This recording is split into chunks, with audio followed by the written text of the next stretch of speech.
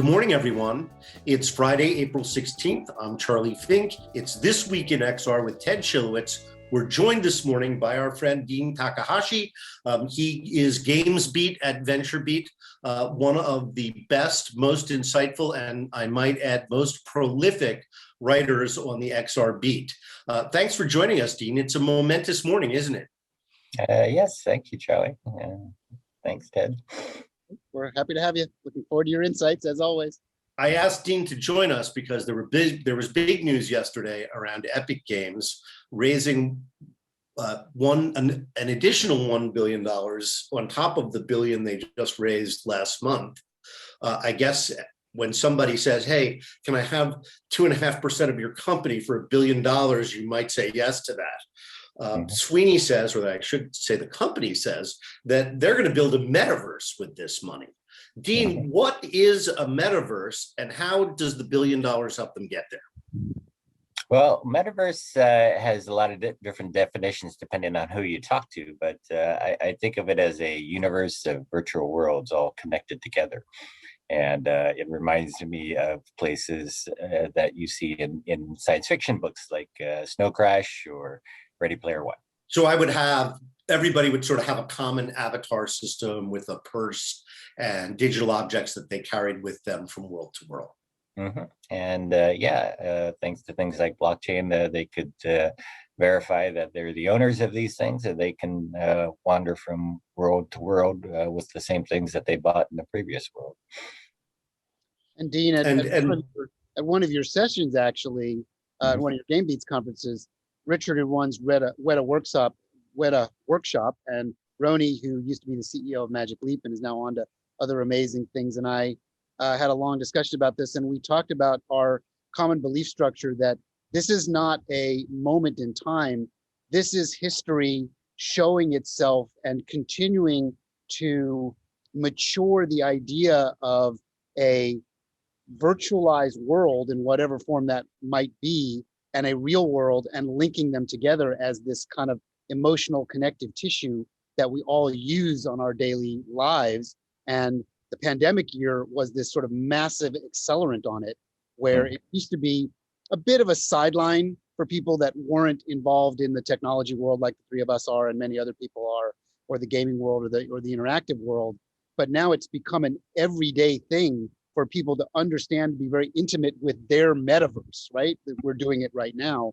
And it's grown to kind of massive proportions, but it is not something that just happened over the last couple of years. This has been going on for literally the last 100 years as technology started to create our communication tools. You know, like we go all the way back to Ma Bell and the phone as a metaverse layer of audio, and even the telegraph and radio and things like that, right? So it'd be interesting to see how you talk about the current propelling of this forward. I think of the metaverse as starting out with things like games, and like Fortnite, it might command about a couple hours of your time, today. But Tim Sweeney at Epic, they want to have more of your time. And so the metaverse for them has to be something like a place where you live and you work and you play. And the play part is maybe a couple hours a day. It could go to 8 or 10 hours a day if you're actually working in there, right? So we're talking about this happening on game consoles primarily. That's who's doing the majority of Fortnite, that and mobile, correct? Or on the PC or in VR or on mobile. And, as I said, there's different versions of the metaverse people have in mind. And so like augmented reality is something that could work on mobile for sure. So all connecting to the same kinds of experiences, but with different degrees of immersion and fidelity, right? Well, I also imagine you would see what I see is that this is an opportunity for them to grow their market segments as well, right? They're still fairly segmented, even though they're highly profitable and highly successful. They still own a certain part of the gaming culture person, and just broadening that one tick on each side could be a massive, both economic and creative win for them. Yeah, and I think of like, say, Activision Blizzard with Call of Duty, right? I would play that for maybe a month or maybe 2 months a year. and be happy with that, with the Call of Duty game that came out every year. But now with Call of Duty Warzone, which is a year-round thing, they want me there every day, coming back over and over again to different sort of variations on the same experience, and that's some of the I guess high ground that everybody's trying to grab right now. So if you could bop from there back and forth into PvP situations, and have different social alternatives, you might start to attract those people. Mm-hmm. Yeah, and so that's why I say Fortnite, Epic are adding things where the users can create some of their own experiences. They're throwing, concerts in there that are attracting millions of viewers, and other kinds of social experiences that go beyond just playing Fortnite. As I've been saying recently in a number of different talks, I think that they need to develop a UGC system. The winner is going to have the best builders, right? So how do you create an environment where builders can be rewarded, and by creating a there for people who want to do more social things? Obviously, you want to do a big PvP world. Well, you're going to need Activision. You're going to need Epic. You're going to need a huge infrastructure built to do that. Mm-hmm. But, if you want to have the social space grow, you have to build the infrastructure for that, which would largely be UGC, as it has been on other platforms. But and they're getting there a little bit, right? Epic has grown its valuation from 17.3 billion in August to 9 months later to 28 billion, and they're still not caught up with Roblox, which went public at a $42 billion valuation, this year. And Roblox is all about user-generated content. It's nothing but that, and so it's this collection of games and virtual experiences. And I think that Epic wants to get to something like that as well. They have this little section of Fortnite Create, where there is user-generated content in Fortnite now, but they have to grow it. And I think that's the only way that you can actually realistically populate a metaverse. It takes collaboration, right? Exactly. And where does VR fit into this? Do you think, are we going to see a VR Fortnite at some point? Mm-hmm. VR is, say, the most immersive way you can experience something like the metaverse. And so I think eventually we get there. And, the Oculus Quest 2 is making progress in reaching a more mass market now. And so, but I do think that, it's taking longer, and the experiences have to get better still, and catch up with the sort of more instantaneous experiences that you get on games right now.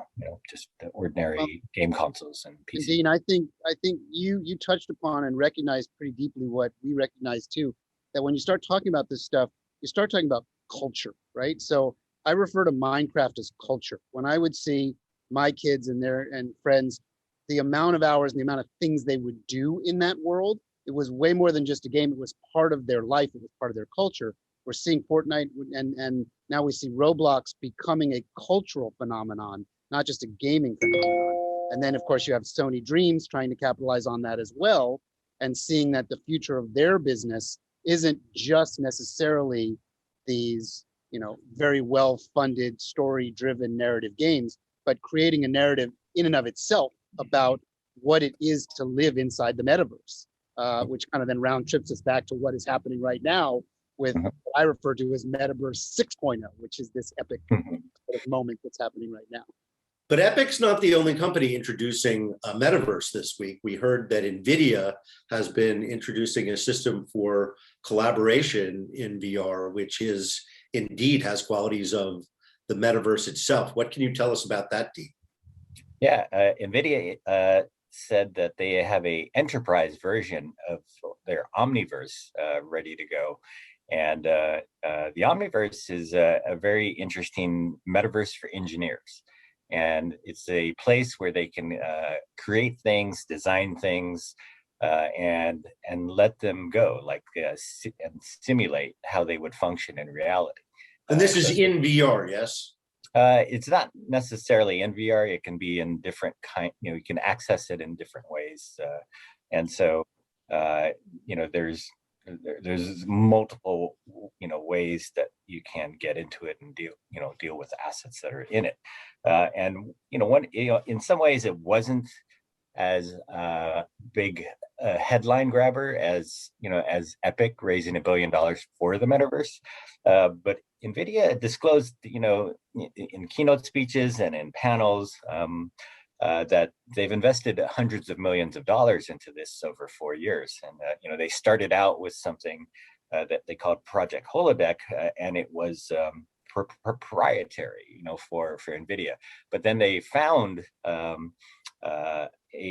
open standard that was created by Pixar for its animated films, called Universal Scene Description, and this USD technology is kind of like the connective glue for engineering simulations. And so what that means then is that all these third-party tools and all these other companies can work together using USD and create things inside this Omniverse together.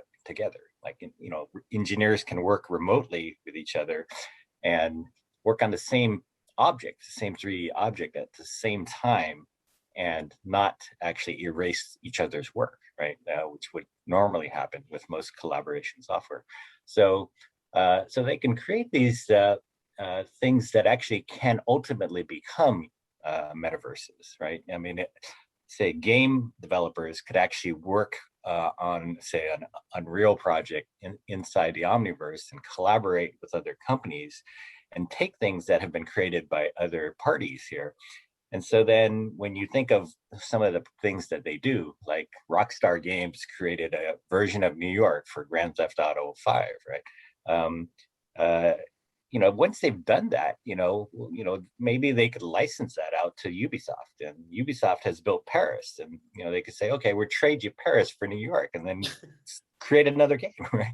And they can also license it to government institutions and municipalities to start building a layer of visualization for their security, for their mass transit, all these, like, there's cross-pollination of what we take from game language and bring into other sectors. And it is very much an industry sector, because as you're talking about what NVIDIA has been doing in the background, a little less high profile and exposed than this last little bit that Charlie was referring to. A couple years back, Unreal bought a company called Twin Motion, which was doing a version of the metaverse for industrial and architectural. They built that into their software, and then they acquired a company called Quixel, which was doing all these high-res scans of environments. So these are all these pieces of this metaverse. They're building a mirror world, yes, a one-to-one digital copy of the real world to scale. So Epic that, for example, they released something this week called the MetaHuman Creator tool as well, and that allows people to build avatars that are highly realistic, human avatars in a matter of minutes, right? And people who are not very trained can use the Unreal Engine to create these people now. And one thing was worth mentioning that BMW is working on is a digital twin, which is actually a factory that they're designing in this Omniverse to be physically accurate and exactly a copy of what they're going to build in the real world. So they're going to test it out to see if the design is right inside the Omniverse, and then they're actually going to build the factory. It's like, that's cool. That is very cool. Dean, thanks for dropping in and chatting with us this morning. I know we're keeping you from another appointment, so we'll soldier on through the rest of the news without you. But as always, great to chat with you. For those of you who want to get more Dean, he curates a fantastic conference for GamesBeat. That's going to be April 28th and 29th, so it's just coming up 10 days from now. So please check it out. I suppose people can find out about it at VentureBeat, Dean? GamesBeat.com. Yeah, they can find GamesBeat.com. Yeah. All right, I'll see you there. Thanks, All right. Dean. Thanks Thank for you. joining us. Have in a our great studio weekend. today. Bye. Wow, the great Dean Takahashi from VentureBeat. I can't tell you how often I point to his stories and how much I've learned from that guy. You know, he's just a legend, I think, in our business, and he's been doing it longer than anybody else. Well, apologies to Scott Stein at CNET. I mean, he's not the only one, but Dean is a very, very good writer and a smart guy and a nice guy. And I miss high-fiving him at CES every time we pass in the hall. It's like our little thing. Oh, before we go into the rest of the news, I'm wearing a t-shirt, Ted, that you are one of the few people I know will appreciate. Yes, It is Spacely Sprockets from the Jets. Spacely Sprockets. It's the only place I'd rather work than Google.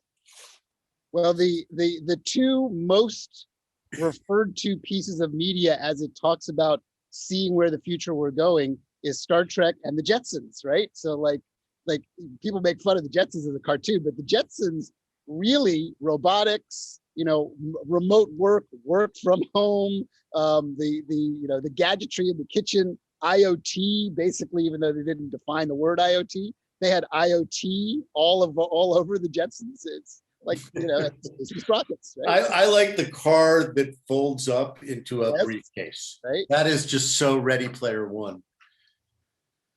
Absolutely. So let's soldier on through the rest of the news here in the last 10 minutes of the show. Vicarious Surgical looking to go public through another reverse merger. I guess these are called SPACs. Yeah, the famous SPAC, which has become all legiondary now as a right up there with NFTs. Yes. But it's a heck of a way to raise a lot of money. So I should say Vicarious Surgical, which has a great name, is more like that robot company that Roni Abovitz built, Mako. They do microsurgery on the spine. So that makes sense because you don't want to be messing around back there with your big fat fingers. Moving on. And is Virtualytics. Virtualytics snags $18 million for the 3D visualization for the defense industry.